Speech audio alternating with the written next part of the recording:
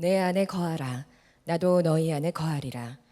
가지가 포도나무에 붙어 있지 아니하면 스스로 열매를 맺을 수 없음 같이 너희도 내 안에 있지 아니하면 그러하리라. 나는 포도나무요 너희는 가지라. 그가 내 안에 내가 그 안에 거하면 사람이 열매를 많이 맺나니 나를 떠나서는 너희가 아무것도 할 수 없음이라. 사람이 내 안에 거하지 아니하면 가지처럼 밖에 버려져 마르나니 사람들이 그것을 모아다가 불에 던져 사르느니라. 지난 주일에 우리 하디 선교사님 회심 110주년 또 한국 부흥의 시작이 된 그 기념 집회가 있었습니다. 기도 성회. 그리고 어제는 청년 대회가 또 있었습니다. 특히 어제 청년 대회 때 메시지를 전해야 될 책임을 맡았었는데 오늘 그 설교를 여러분들에게 드리려고 합니다. 설교 준비 안 하려고 한 건 아니고 그 메시지를 준비하는 중에 하나님이 저에게 주신 은혜가 아주 컸고 또 우리 교우들에게 반드시 나누어야 하리라고 하는 마음이 들어서 오늘 여러분에게 말씀을 드리려고 합니다. 어제 청년대회 오신 분들은 또 들으시는 것이 되겠지만 오늘은 오늘의 은혜가 있을 줄 믿습니다. 올해 유난히 하디 선교사님에 대해서 많이 들으셨습니다. 근데 여러분 정말 하디 선교사님이 뭘 회개했는지 그 점을 정확히 아십니까? 하디 선교사님이 뭘 회개했기에 그런 놀라운 역사가 한국 부흥이 시작되는 역사가 일어난 것일까? 그 점에 대해서 우리가 분명하게 알아야 할 필요가 있겠습니다. 하디 선교사님이 회개한 것의 핵심은 자기가 예수님을 진짜 믿지 않았었다는 것입니다. 기가 막힌 일이죠. 선교사님이신데 그것도 의사였던 분이 캐나다의 명문 의과대학을 졸업한 분이 그때 당시로서는 미전도 종족과 같은 우리 조선에 선교사로 오신 분이 그리고 참 열심이고 그리고 아주 강직하고 그리고 훌륭하게 사역을 하셨던 선교사님이 그래서 선교사님 수양회 때 3번이나 설교를 부탁받았던 그분이 자기가 예수님을 진짜 믿은 게 아니라니 이걸 어떻게 받아들여야 합니까? 우리가 알고 있는 것을 믿음이라고 한다면 하디 선교사님도 분명히 예수님을 믿는 사람이었습니다. 그러나 모든 것을 전적으로 예수님에게 의지하고 예수님으로 말하고 예수님으로 행동하고 예수님으로 사역하는 것을 믿음이라고 한다면 하디 선교사님은 자기는 그런 믿음이 없었다는 겁니다. 예수님을 전적으로 의지하는 그 믿음이 없었다는 것을 고백했어요. 울면서 회개하면서 고백했습니다. 그렇게 해서 시작된 것이 한국 부흥입니다. 여러분 이런 일들이 하디 선교사님에 있지 않습니다. 존 웨슬레 목사님도 그분은 성공의 목사님이고 미국 선교사였습니다. 대단히 훌륭한 분이었습니다. 그러나 1738년 5월 24일 올더스케이드에서 회심하기 전까지 존 웨슬레 목사님은 전적으로 예수님을 의지하는 믿음을 가지고 있지 않았었습니다. 허드슨 테일러 선교사님, 중국 선교사님입니다. 그때 당시에 중국으로 선교사로 갔다는 것은 대단한 일이죠. 그런데도 그분이 전적으로 예수님을 의지하는 믿음을 가지고 있지 못했기 때문에 그는 그만 쓰러져 버렸습니다. 내적인 갈등이 너무나 심하고 육신의 병을 이길 힘이 없어서 쓰러졌었어요. 믿음이 좋다, 참 열심히 사역을 한다 하는 것만 가지고 이분이 진짜 예수님을 믿는 분인지를 단정하기 어렵다는 겁니다. 여러분 이것은 우리들의 문제이기도 합니다. 지금 한국 사회가 우리 한국 교회 또 그리스도인들에게 질문하는 것이 있습니다. 그것은 예수를 보여달라는 겁니다. 설교만 하지 말고 꼭 예수 믿으라고 전도만 하지 말고 정말 살아계시다면 그렇게 살아계신 주님이시라면 그 예수를 좀 보여달라는 거예요. 예배당도 많고 신학교도 많고 그리고 선교 단체들도 많은데 그런데 솔직히 예수님은 모르겠다는 거죠. 안타까운 것은 한국 교회가 그 질문에 대해서 분명한 대답을 못하고 있다는 겁니다. 우리가 예수님이 지금도 역사하시는 이야기를 하면 그건 이미 다른 종교에서도 다 하는 일이고 다른 단체나 다른 사람들도 다 그만한 일은 다 하고 있다는 거죠. 정말 예수님은 살아계시네 하는 겁니다.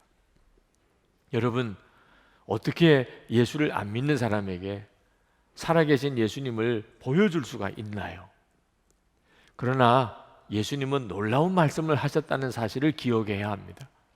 요한복음 14장 12절에 예수님께서 나를 믿는 자는 내가 하는 일도 할 것이고 그보다 더 큰 일도 할 것이라고 분명히 약속하셨습니다. 우리가 예수님을 믿으면 예수님이 하는 일을 우리가 할 수 있다는 거죠. 고린도후서 3장 3절에 보면 우리가 그리스도의 편지라는 겁니다. 세상 사람들에게, 믿지 않는 사람들에게 우리가 예수님의 편지라, 우리를 보면 사람들이 예수님을 잃는다는 거예요. 갈라디아서 4장 19절 말씀에 보면 사도 바울이 갈라디아 교인들을 위하여 다시 해산하는 수고를 한다고 그랬습니다. 뭐 때문에 그랬을까요? 갈라디아 교인들에게서 그리스도의 형상이 이루어지기까지라고 그랬습니다. 다시 말하면 불신자들이 갈라디아 교인들을 보면 예수님을 보는 것 같이 이런 역사가 일어나도록 내가 다시 해산하는 수고를 한다. 그러니 우리가 예수님을 믿으면 사람들이 우리를 보면서 예수님을 보게 되는 일이 성경에 나오는 놀라운 약속입니다. 여러분들이 정말 이 문제에 대해서 정직해야 합니다. 여러분의 가족들이 여러분을 보면 예수님을 보는 것 같을까요? 질문해 보시라니까. 여러분의 주변에 있는 친구들이나 직장 동료들이나 이웃이 여러분을 보면 예수님을 보는 것 같은가요? 이거 확인해야 합니다. 이런 질문을 받을 때 우리의 마음이 답답한 것은 우리가 예수님을 정말 제대로 믿고 있지 못하다는 겁니다. 하디 선교사님이 회개했던 바로 그 문제가 우리의 문제라는 거죠. 예수님은 살아계신 주님이십니다. 우리와 함께 계시는 주님이십니다. 그런데 어떻게 사람들이 예수님을 우리를 통해서 보지 못하는 것일까? 하디 선교사님이 회개했을 때 하디 선교사님이 회개했다는 것 자체가 충격이었지만 그로 인해서 부흥이 일어났던 것은 하디 선교사님이 회개하고 난 다음에 하디 선교사님을 통하여 예수님을 보았기 때문입니다. 하디 선교사님은 한국에 와서 사역을 했는데 교회가 부흥되지도 않고 무엇보다도 진정으로 거듭난 그리스도인을 만나보지를 못하는 겁니다. 처음에는 조선 사람들이 수준이 낮고 조선의 교회가 아직도 너무나 어리고 선교 여건이 열악하기 때문인 줄 알았습니다. 그러나 성령께서 하디 선교사님에게 임했을 때 조선 사람들이 하디 선교사님을 통하여 예수님에 대해서는 들었는데 하디 선교사님을 통하여 예수님을 보지 못하기 때문에 그 선교의 열매가 없다, 진정으로 거듭난 자가 없다는 것을 깨닫게 하셨어요. 하디 선교사님이 거기에 꼬꾸라졌습니다. 그리고 조선 교회 성도들에게 고백했습니다. 여러분들이 예수님을 제대로 못 믿는 것은, 여러분이 진정으로 거듭난 자가 되지 못한 것은 바로 나 때문입니다. 그러면서 그렇게 애통해 하셨습니다. 하디 선교사님이 회개하고 난 다음에 하디 선교사님이 완전히 달라졌습니다. 기록에 의하면 하디 선교사님은 굉장히 아주 성격이 차가운 성격의 분이라고 합니다. 조선 백성들을 곁에 좀처럼 두지 않는 분이셨어요. 그분은 의사였지만 환자들이 하디 선교사님에게 가서 진찰받기를 싫어했습니다. 왜? 너무 무서우니까. 차라리 아픈 게 낫지, 나 그 선교사님한테 안 갈래, 이랬던 분이었어요. 이분이 회개했습니다. 그리고는 사람이 완전히 달라졌습니다. 그렇게 곁을 주지 않던 조선 백성들에게 그가 직접 가까이 다가갔습니다. 사랑으로 그들을 붙들었습니다. 그들이 허물과 죄를 볼 때마다 나는 당신보다 더 큰 죄인이라고 고백했습니다. 사랑의 사람으로 바뀌어 버렸습니다. 예수님이 하디 선교사님 안에 오셨기 때문입니다. 예수님께서 요한복음 15장 5절에 나는 포도나무요 너희는 가지라고 그랬습니다.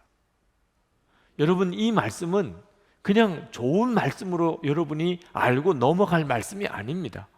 내가 예수님을 진짜 믿는지 아닌지는 이 말씀이 내게 그대로 경험이 되는지, 내게 그대로 이루어졌는지 여러분이 분명히 하고 넘어가야 될 말씀인 것입니다. 포도나무와 가지는 한 몸이죠. 포도나무와 가지가 한 포도나무지 않습니까? 예수님과 우리는 그렇게 한 몸이라는 것입니다. 그러니 우리를 보면 예수님을 보는 거지요. 예수님은 우리를 통해서 일하시고 우리를 보면 예수님을 보게 되는 이런 역사가 열매라는 겁니다. 예수님의 열매예요. 그래서 열매를 많이 맺을 것이라고 말씀했습니다.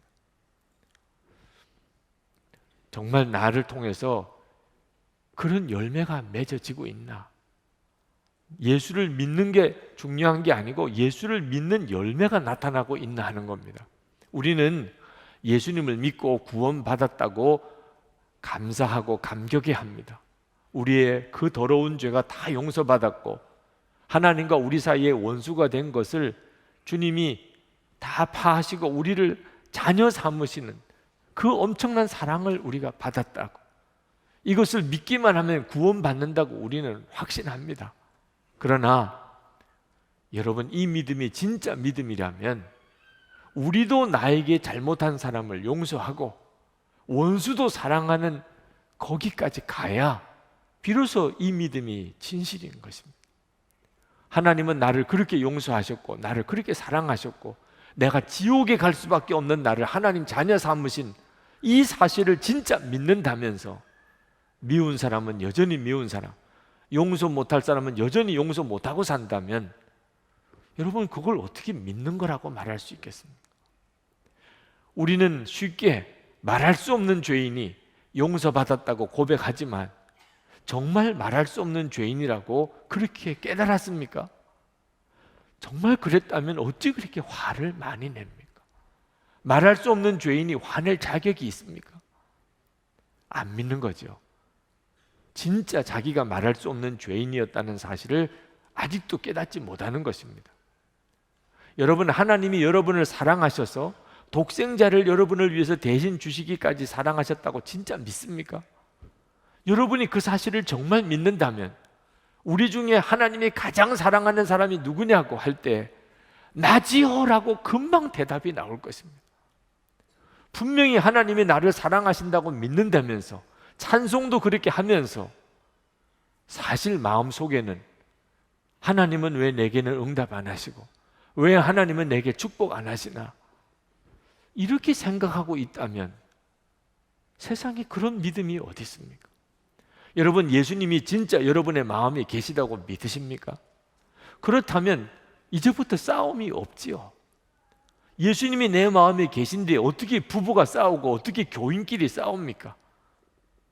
여러분은 정말 존경하는 분, 정말 귀한 분하고 같이 있을 경우에는 화가 나도 참지 않습니다. 어떻게 성질대로 화난다고 다 그렇게 싸울 수 있습니까? 예수님을 정말 마음에 모시고 정말 내 마음에 계신 것을 믿는다면 이제는 다툼이 끝났습니다. 풍랑을 잔잔케 하시고 오병이의 기적을 행하신 분 아닙니까? 그분이 진짜 내 마음에 계신 걸 믿으면 근심 걱정이 어디 있습니까? 예수님이 정말 내 마음에 계신 것을 믿으면 은밀한 죄는 끝났잖아요. 술, 담배, 도박, 음란한 일, 이런 습관적인 죄에 예수님이 내 마음에 오셨으면 이건 이제 끝났잖아요. 그것이 여러분의 실제적인 체험입니까? 여러분은 이 세상이 전부가 아니고 하나님의 나라가 있다는 사실을 진짜 믿으십니까? 그렇다면 여러분, 죽음도 두렵지가 않다 했죠. 고난당하는 것이 오히려 축복이라고 믿어져야지요. 보화를 발견한 농부가 얼마나 기뻤겠어요. 항상 기뻐하고 범사에 감사하는 거죠. 여러분은 진짜 예수님을 믿는 그 사람 맞습니까? 하디 선교사님은 여기에서 꺾으신 거예요. 내가 알고 있는 것이 믿음이 아니더라 그 말이에요. 여러분, 우리가 예수님을 믿는 것은 정말 포도나무와 가지인 것처럼 예수님과 완전히 연합되고 그리고 예수님으로 살게 되는 것을 말하는 것입니다. 하나님께서 정말 우리에게 이렇게 예수를 믿게 한다면 그러면 우리는 사람들 앞에 예수님을 보여줄 수 있을 겁니다. 그럼 어떻게 하면 그렇게 예수님과 연합할 수 있을까요? 예수님은 포도나무고 나는 가지인 이런 믿음을 어떻게 가질 수 있을까요? 예수님께서 4절 말씀에 내 안에 거하라고 하셨습니다. 먼저 내 안에 거하라. 그러면 나도 너희 안에 거하리라.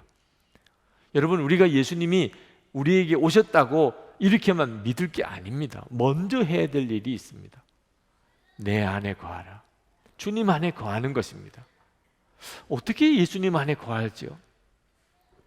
성경이 그 점에 대해서 이렇게 설명해 주고 있습니다. 요한계시록 3장 20절에 보면 우리가 예수님 안에 거하는 게 뭔지에 대한 설명이 나옵니다.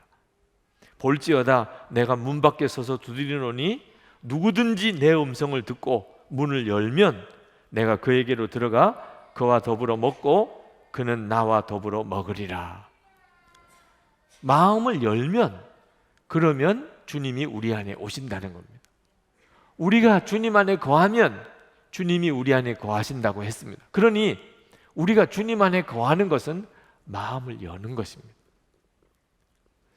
예수를 믿는 분들 중에 예수님이 지금 내 마음에 계시다 그냥 그저 되는 줄 아는 분들이 있습니다. 그저 교회 다니면 어느 순간에 예수님이 내 마음에 들어오시는 줄로 생각하는 분들이 있습니다. 여러분, 내 마음을 열지 않았는데 예수님이 내 마음에 들어오시는 경우는 없습니다. 라우디게아 교회를 보십시오. 라우디게아 교회 교인들은 마음을 열지 않았습니다. 그러니 예수님은 문 밖에 서서 두드리기만 하셨습니다. 마귀는 우리가 마음을 열든지 안 열든지 상관없이 우리 속에 들어와서 우리 주인 노릇하려고 합니다. 그러나 예수님께서는 내가 마음을 열지 않으면 우리 속에 들어오지 않습니다. 여러분은 지금까지 예수를 믿으실 때 정말 마음을 열었던 때가 있었습니까? 기억나십니까? 내가 그날 내가 내 마음을 열고 예수님을 영접했지. 분명히 그날이 있었습니까? 안타깝게도 그런 기억이 없는 분들이 있습니다. 내가 정말 내 마음을 열고 예수님을 영접한 그런 기억이 없는 분들. 그러니 주님과의 관계가 시작부터 문제가 있는 겁니다. 마음을 연 기억이 없어요. 주님, 제 마음에 오십시오. 한 번도 내가 의지적으로 주님을 내 마음에 오시도록 그렇게 초청하고 받아들인 적이 없단 말이에요. 어떤 분들은 목사님, 저는 이미 예수님을 영접했습니다. 마음을 열었어요. 그런데 안타깝게도 마음을 열었다는 것이 주님, 제 마음에 오세요. 주님, 제가 예수님을 영접합니다. 이렇게 하는 것을 마음을 열은 거로 알고 있는 분들도 있습니다. 여러분, 아직도 그건 마음을 연 게 아닙니다. 여러분의 마음을 연다는 것은 그렇게 여는 게 아닙니다. 우리가 하는 것 중에서 가장 어려운 것이 마음을 여는 겁니다. 여러분, 세상에 도대체 누구에게 마음을 열어줄 수 있습니까? 누구를 도대체 여러분의 마음에 들어오게 해봤습니까? 지금까지 여러분은 지금까지 어떤 누구에게 진짜 마음을 한번 제대로 열어본 적이 있습니까? 가장 어려운 겁니다. 마음을 연다는. 우리가 예수님께 마음을 연다는 것은 예수님이 진짜 내 마음에 들어오시는 것, 그리고 그 예수님이 왕이신 것, 내 마음에 왕이 생기는 겁니다. 그리고 나는 이제 예수님의 통치를 받겠다고 하는 결단을 말하는 겁니다. 예수님, 제가 이제부터는 예수님을 정말 내 마음의 왕으로 모시고 내가 이제 생각도 감정도 내 마음대로 하지 않고 철저히 주님께 복종하는 삶을 살겠습니다. 여러분이 그렇게 진심으로 결단하면 마음을 연 겁니다. 그 다음에 주님이 오시는 것입니다. 예수님이 내 안에 계시다고 믿는 것이 우리에게 때때로는 허상인 것이 실제적으로 주님이 내 안에 거하시는 역사가 안 나타나니까 그런 것입니다. 예수님이 내 안에 계시다고만 생각하면 그러면 주인은 납니다. 예수님이 내 안에 오셨으니 예수님은 포로입니다. 포로. 내가 가는 대로 주님은 따라오실 수밖에 없습니다. 내가 무엇을 하든지 그저 내 마음이 계셔야 되는 겁니다. 그 믿음이 아주 귀한 믿음 같아도 실제로는 역사가 나타나지 않는 죽은 믿음입니다.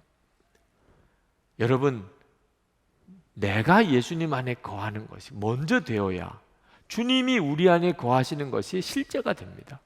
내가 예수님 안에 거하면 그 다음부터는 주인이 예수님이십니다. 예수님의 통치를 말하는 것입니다. 내가 예수님 안에 거한다. 내가 어디를 가든지 주님의 허락하심이 필요합니다. 주님이 지시하신 곳이어야 됩니다. 내가 가고 싶은 곳에 가는 게 아니고 주님이 가라고 하시는 곳에 가는 거죠. 그때부터 주님은 항상 나와 같이 계신다 그 말입니다.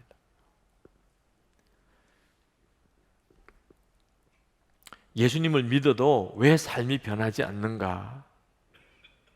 십자가의 구원을 내가 들었지만 여전히 미운 사람, 여전히 믿고 하나님의 사랑을 내가 들었지만 여전히 내게는 부족한 것이 많고 하나님은 내게 응답 안 해주시는 분 같고 예수님이 내 안에 계시다고 내가 들었지만 은밀한 죄 하나 해결이 안 되고 하나님의 나라가 있다는 것을 내가 분명히 들었지만 보화를 발견한 농부처럼 기쁘지도 않고 고난이 두렵지도 않고 순교가 두렵지도 않고 이런 믿음이 내게 생기지 않는 이유가 뭡니까? 내가 마음을 하나님께 드린 적이 없기 때문입니다. 예수를 믿어도 아직까지 내가 마음을 하나님께 드리지 않았습니다. 여러분, 우리가 하나님 앞에 뭘 드릴 수 있을까요? 오늘 예배를 드릴 때 우리는 시간을 드린 것 같고 우리가 또 헌금을 드리면서 재물을 하나님께 드린 것 같습니다. 그러나 그것은 다 하나님이 주신 겁니다. 하나님이 주신 것을 그냥 하나님께 돌려드리는 것밖에 없습니다. 10의 1조를 주님께 드리고 또 한 주일의 주일을 지켜서 하나님께 예배 드리는 거죠. 하나님이 이것마저도 하나님 마음대로 가져가시면 우리는 하나님께 드릴 게 없는 겁니다. 내 생명조차도 하나님이 주신 겁니다. 우리가 하나님께 진짜 드릴 수 있는 게 뭡니까? 마음입니다. 우리가 하나님께 드릴 수 있는 유일한 것은 마음밖에 없습니다. 하나님은 우리 마음을 당신 마음대로 하지 않으십니다. 우리가 마음을 열어야, 다시 말하면 예수님을 정말 왕으로 맞아들여요. 예수님의 통치 아래 우리가 스스로 들어가야 하나님은 우리 마음을 비로소 얻으시는 것입니다.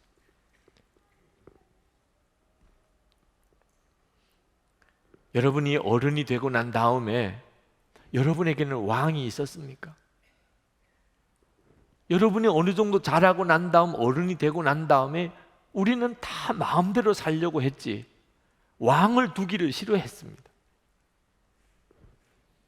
여러분은 누구를 도대체 왕으로 두었습니까? 누구가 시키는 대로 했습니까? 우리는 왕이 없는 시대에 삽니다. 그러다 보니까 우리가 예수님을 믿어도 예수님을 왕이라고 분명하게 결단하지 못하는 것입니다. 예수님이 진짜 왕이신가? 예수님이 시키는 대로 하는 것입니까? 예수님이 내 마음에 계신 것은 정말 그렇게 믿고 있습니까? 예수님의 통치를 정말 받습니까? 생각과 감정을 주님께 복종시키십니까?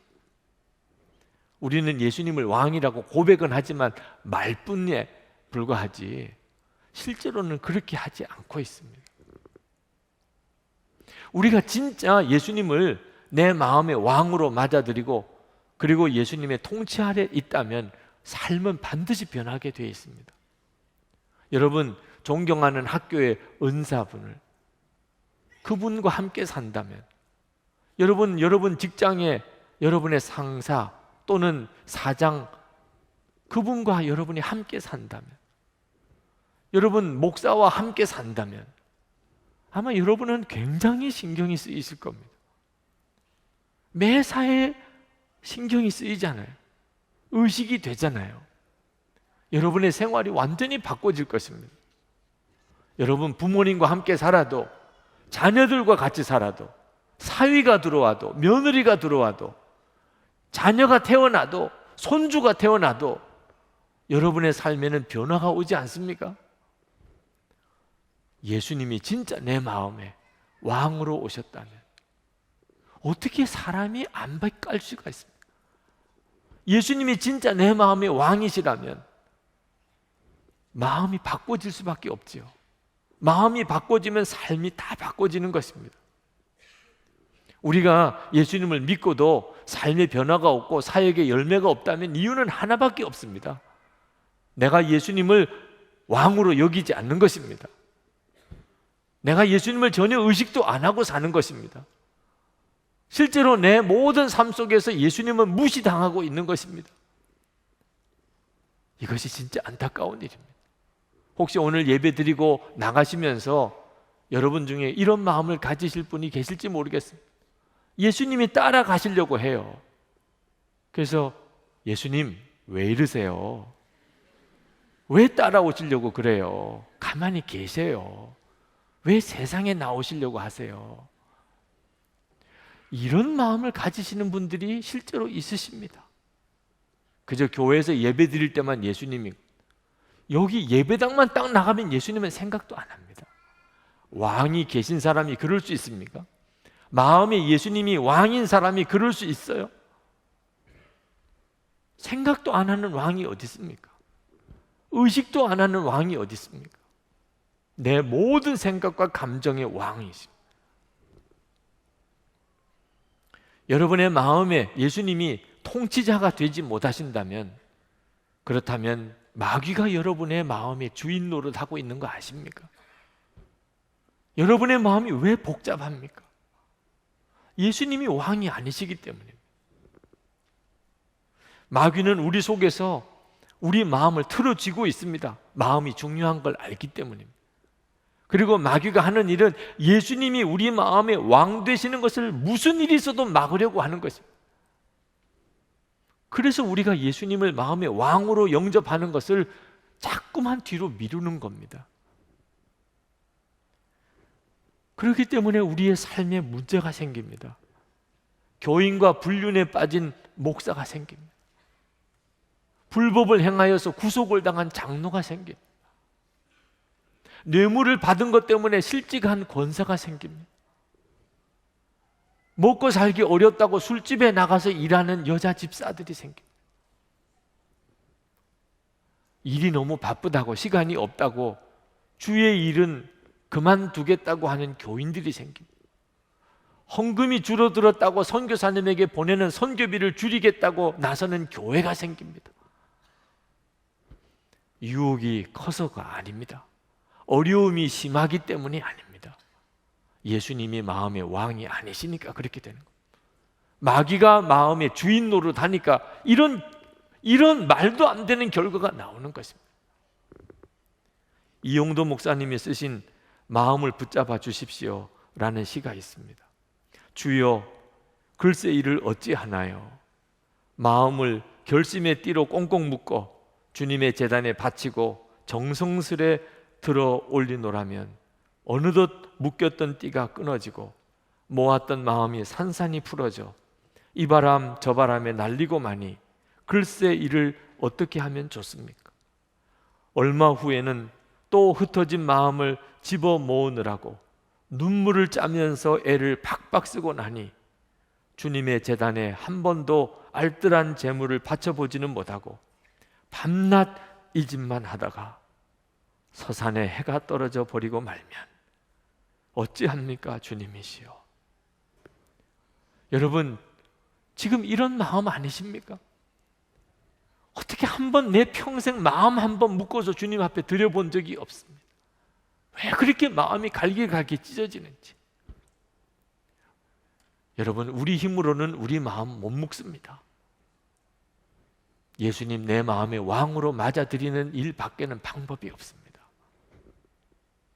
정신 차려야 합니다. 에베소서 5장 14절에 그러므로 이르시기를 잠자는 자여 깨어서 죽은 자들 가운데서 일어나라. 그리스도께서 너에게 비추이시리라. 여러분, 우리의 죄가 뭡니까? 하디가 그렇게 깨닫고 애통해했던 죄가 뭡니까? 예수님께 마음을 드리지 못했던 겁니다. 예수님을 마음의 왕으로 마음을 통치하시도록 허락해 드리지 못했던 것입니다. 이 죄가 허랑방탕한 죄보다 더 큽니다. 허랑방탕한 죄를 지은 사람은 자기가 죄를 지은 것을 알아요.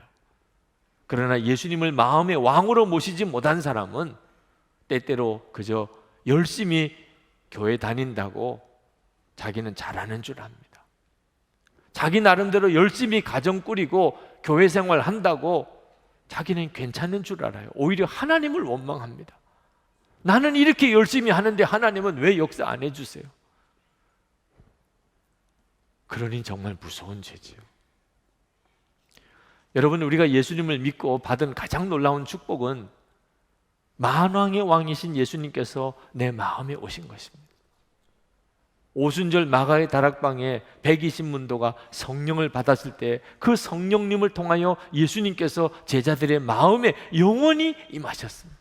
그리고 그 이후에 예수를 믿는 모든 성도들에게 왕 되신 예수님께서 임하셨습니다. 이것이 가장 놀라운 축복입니다. 그러나 왕 되신 예수님이 우리 마음에 임하시면 뭐해요? 우리가 그 사실을 믿지도 않고 우리가 예수님을 왕으로 여기지도 않고 우리가 예수님의 통치 아래 들어가지도 않는다면 무슨 소용이 있어요? 우리는 예수님을 처음 믿을 때 이것부터 먼저 했었어야 하는 것입니다. 예수님을 믿는다는 것은 예수님을 진짜 내 마음에 모시고 예수님이 내 마음의 왕이 되시고 나는 예수님에게 완전히 그 통치에 복종하는 자가 되어야 한다는 것을 처음부터 믿었어야 돼요. 처음부터 그것부터 해결받았어야 되는 것입니다. 그 다음부터는 주님은 역사하셨을 겁니다. 예수 믿는 것은 놀라운 일인 것입니다. 나비가 애벌레에서 누에 꼬치가 되고 그리고 거기서 누에 꼬치에서 나오게 될 때 그 좁은 구멍에서 나비, 성체 나비가 나오는 과정이 얼마나 힘들어 보입니까? 그래서 그 누에 꼬치를 가위로 잘라주면 나비는 쉽게 나옵니다.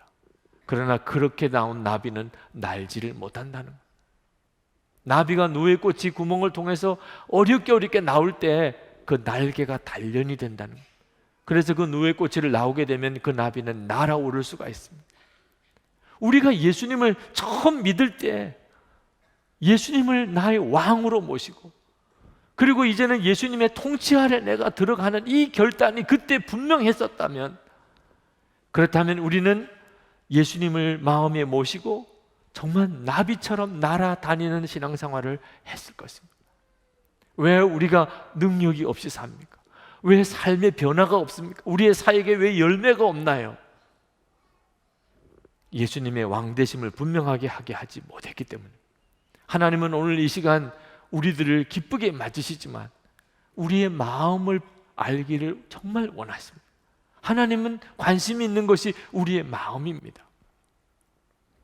아브라함이 아들 이삭을 바치라고 하나님이 말씀하셨을 때 그 말도 안 되는 것 같은 그 명령에도 순종해서 이삭을 데리고 제단까지 올라가서 그리고 칼을 빼들고 이삭을 내리쳐서 죽이려고 했습니다. 그때서야 하나님께서 아브라함의 손을 붙잡으시고 이제야 내가 알겠다. 내가 나를 정말 경외하는 줄 이제야 알겠다. 하나님은 아브라함에게서부터도 정말 알고 싶으셨던 것들은 아브라함이 정말 마음으로 하나님을 경외하는가 그걸 알고 싶었어요. 정말 하나님이 왕이신가 그걸 알고 싶으셨어요. 지금도 마찬가지입니다. 하나님은 오늘 우리에게서 그걸 알고 싶으신 거예요. 아브라함에게 있던 그 믿음이 우리에게 있는지. 사도 바울은 갈라디아서 2장 20절에서 내가 그리스도와 함께 십자가에 못 박혔나니 이제는 내가 산 것이 아니요 오직 내 안에 그리스도께서 사시는 것이라고 했습니다. 내 안에 그리스도께서 사시는 것이다. 하나님은 오늘 우리에게서도 그 믿음을 보기를 원하시는 거예요. 정말 그러냐? 너 안에 그리스도께서 사시는 것을 너가 정말 아느냐? 하나님은 그걸 알고 싶으세요. 여러분, 다윗은요 평생 소원이 하나밖에 없었습니다. 여러분은 소원이 몇 가지가 있나요? 다윗은 평생의 소원이 하나밖에 없었던 사람입니다. 시편 27편 4절에 보면 내가 여호와께 바라는 한 가지 일 그것을 구하리니 곧 내가 내 평생에 여호와의 집에 살면서 여호와의 아름다움을 바라보며 그의 성전에서 사모하는 그것이다. 다윗은 하나님을 사모하는 것 외에는 다른 게 소원이 없었습니다. 하나예요. 오직 하나예요. 그래서 다윗은 하나님을 그렇게 기쁘시게 했고 하나님은 다윗을 통해서 그렇게 놀라운 삶을 살게 했던 겁니다. 하나님은 오늘 우리에게서도 그걸 보기를 원하시는 거예요. 너는 소원이 정말 하나냐? 나 하나냐? 하나님은 그걸 원하시. 우리 마음이 진짜 그런지를. 여러분 아직도 하나님께 여러분의 마음을 드리기를, 예수님을 진짜 마음의 왕으로 모시기를, 이제는 왕을 모시고 사는 사람의 삶을 사는 것이 아직도 마음이 두렵습니까? 하나님의 영광을 보지 못해서 그렇습니다. 여러분 이미 하나님의 영광은 우리 가운데 나타나고 있습니다. 우리가 이렇게 예배를 드릴 때에도 이따금 은혜를 받지 않습니까? 예배 드리다가 은혜 받을 때가 있잖아요. 여기서 이 땅에서 이렇게 예배를 드릴 때도. 그러나 정말 영광스러운 가운데 하나님, 살아계신 하나님을 대면하면서 우리가 예배하는 그날에, 그때는 도대체 어떤 은혜를 받을까? 우리가 이 땅에서 성경책을 볼 때도 우리가 은혜를 받고 감동을 받고 깨닫고 너무나 좋을 때가 있잖아요. 여기서 이 성경을 볼 때도 말입니다. 그런데 완전한 진리가 우리에게 펼쳐졌을 때, 하나님 앞에 섰을 때 모든 비밀이 다 드러나고 완전한 진리가 다 펼쳐진 바로 그때는 우리가 받는 은혜와 감격은 도대체 얼마나 크겠습니까? 여러분 우리가 이 세상에 사는 동안에 이렇게 성도들이 같이 연합해서 예배 드릴 때도 얼마나 좋습니까? 성도가 없이 혼자서 예배 드린다면 얼마나 서글플까? 여러분 지난 주일에 기도 성회 때, 어제 토요일에 청년 대회 때 여러분 올림픽 체조 경기장, 잠시 실내 체육관 가셨던 분들, 여러분 그때 그 체육관에 사람이 꽉 들어차 있는 것을 보고서 여러분들이 느꼈던 느낌이 있으실 거예요. 성도들이 이렇게 모여서 하나님께 예배드리는 그 감격을 여러분이 경험하셨을 거예요. 만약에 여기서도 그 정도라면 우리가 하나님의 보좌 앞에서 전 세계 어떤 나라, 어떤 족속, 모든 인종, 모든 언어에서 시대를 초월하여 수많은 성도들이, 진짜 모든 성도들이 다 하나님 앞에 모여 있는 그날 그 순간에 섰을 때, 그건 정말 우리를 얼마나 놀랍게 만들까요? 우리가 해가 떠도 너무나 놀랍다 그러고 해가 지는 모습을 보면서도 아름답다고 하잖아요. 세상에 하나님이 만드신 자연을 보고도 이렇게 감동을 할 정도라면 새 하늘과 새 땅이 이루어지는 것을 볼 때, 여러분 그때는 정말 그 영광을 어떻게 표현할 수 있을까? 우리가 이 세상에 사는 동안에 이미 하나님의 영광은 우리에게 다 드러나 있습니다. 왜 그걸 제대로 보지 못할까요? 내가 예수님의 왕되심을 분명하게 하지 않고 살기 때문에. 우리가 예수님이 내 마음의 왕되심을 분명하게 살고 나면 그때부터 그 영광은 점점 분명해지게 됩니다. 우리는 꼭 죽고 난 다음에 하나님 앞에 가서야 하나님의 영광을 경험하는 게 아닙니다. 열쇠는 우리가 진짜 예수님을 마음의 왕으로 모시고 그리고 그분의 통치를 받으면서 살기로 결단하느냐 하는 거예요. 이미 우리에게 주신 은혜입니다. 우리가 받아들이고 안 받아들이고의 차이가 있을 뿐이에요. 사랑하는 여러분, 내 안에 거하라. 나도 너희 안에 거하리라. 이것이 예수님을 믿는 것입니다. 그리고 그것이 우리의 삶의 모든 문제의 답입니다. 걱정 근심할 것도 없고 앞날에 대해 두려워할 것도 없고 지금 내게 주어진 처지와 형편 가운데 나는 오직 할 일이 예수님 안에 거하는 것밖에 없습니다. 예수님이 왕 되심을 고백하고 선포하고 사는 겁니다. 그 다음에는 주님이 하시는 것입니다. 이번 청년 집회 때 청년 집회니까 한번 해본 것이 있습니다. 설교가 끝나면서 우리가 다 같이 한번 외쳐봅시다 그랬어요. 예수님은 나의 생명이십니다. 예나 생, 예수님은 나의 주님이십니다. 예나 주, 예수님은 나의 왕이십니다. 예나 왕, 그렇게 외쳤습니다. 오늘도 우리가 그 분위기를 한번 살려서 한번 해보고 싶습니다. 말씀을 마치면서 우리도 한번 외쳐보고 싶습니다. 우리도 그렇게 외치면서 사는 것이 정말 얼마나 놀라운 결과가 올까요?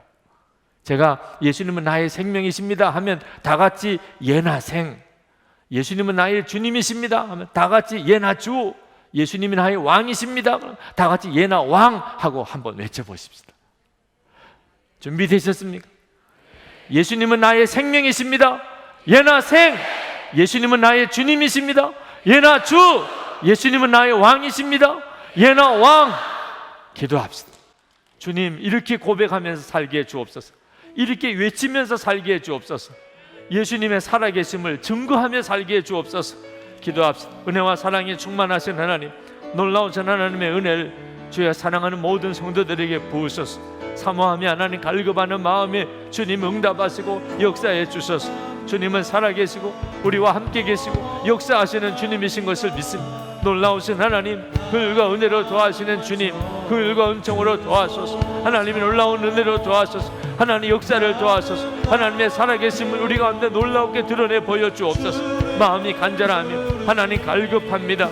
하나님, 놀라우신 하나님의 은혜와 사랑으로 우리를 온전히 붙들어 주시기를 원합니다. 주 예수님, 사모하며 간절한 마음으로 주님을 바라보는 모든 이들에게 주여 그 마음의 중심에 주님이 와 주시옵소서. 하나님, 주의 마음을 온전히 마음에 품고 하나님의 놀라운 사랑을 품고 하나님의 깔급함을 품고 하나님의 주님 부으시는 주님의 은혜를 품고 나아가게 하여 주시기를 원합니다. 크신 은혜로 도와소서. 하나님 역사를 도와소서.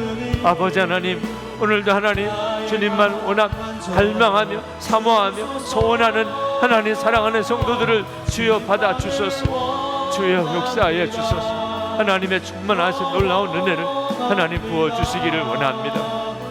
주 예수님 주소서. 주님 감사합니다. 아버지 하나님, 오직 저희들의 마음을 주님께 활짝 엽니다. 우리를 구원하시려고, 그리고 우리를 친히 인도하시려고 주 예수님 오셨으니 주님 마음을 활짝 엽니다. 주님을 향하여 우리의 마음을 엽니다. 왕으로 임하소서. 통치하소서. 저희들의 마음과 생각을 주님께 전적으로 복종하고 나아가겠습니다. 주님이 이끄시고 주님이 인도하시는 삶, 그 삶을 살기를 원합니다. 주 예수님으로 살고 주 예수님을 의지하여 살고 주 예수님을 드러내며 살기를 원합니다. 오늘도 진심으로 마음을 열기를 원하며 예수님의 왕되심을 고백하며 하나님 앞에 기도하는 성도들 위해 주의 성령으로 역사하시고 충만하심으로 그 마음의 중심에 임하여 주시옵소서. 주 예수님으로 살게 하소서. 하나님, 우리가 전심으로 주님을 찬양합니다. 오늘도 주님께 나와 예배하는 성도들을 축복하시고 정성으로 주님께 드리는 헌금을 주님 받아주소서. 우리 주님을 향한 사랑과 감사를 주님 앞에 올려드립니다. 하나님, 마음밖에 드리지 못하는 안타까운 이들도 있습니다. 주께서 긍휼히 여기소서. 그에게 믿음을 주소서. 예수님 안에 온전히 거하는 믿음을 주소서. 하나님, 오늘도 사랑하는 성도들에게 은혜를 베푸시고 주의 손으로 그 머리에 얹으시기 원합니다. 병든 이들은 오늘 고침받고 가게 하소서. 하나님, 성도들의 가정과 기업이 일어나게 하소서. 사명을 감당할 능력을 부어주소서. 하나님, 열방을 위하여 기도합니다. 모든 족속을 향하여 구합니다. 하나님의 영광을 드러내소서. 구원받은 이들이 일어나게 하소서. 하나님, 선교사님들에게 주님의 손을 얹으소서. 지금도 하나님 단기 선교 중에 있는 교우들이 있습니다. 주님, 저들을 주관하소서. 이 민족의 통일을 위해서 주님 앞에 눈물로 구합니다. 북한에 있는 동포들을 구원해 주소서. 복음이 전해지게 하소서. 하나님이 남한에는 진정한 교회의 부흥이 일어나게 하소서. 예수님을 정말 왕으로 모신 주님이 드러나시는 교회들로 교회가 거듭나게 하소서. 성도들이 온전히 거듭나게 하소서. 이 땅에 하나님이 영광 받으시는 새 부흥이 일어나게 해 주시옵소서. 주 예수 그리스도 이름으로 간절히 기도합나이다. 아멘.